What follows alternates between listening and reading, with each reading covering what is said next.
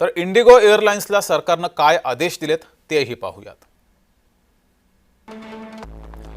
इंडिगोनं बहुतांश नवीन उड्डाणं टाळावीत।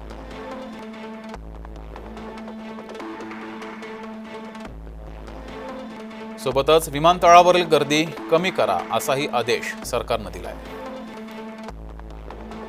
अडकलेल्या प्रवाशांची उड्डाणं सुरू करा। अडकलेल्या प्रवाशांची विमानतळावर काळजी घ्या असाही आदेश दिला गेलाय। काही विमानतळावर मोठ्या प्रमाणात गोंधळ झाला होता। महिला, लहान मुलं, वृद्ध प्रवाशांना आवश्यक सोयी द्या असाही आदेश सरकारकडून देण्यात आलाय।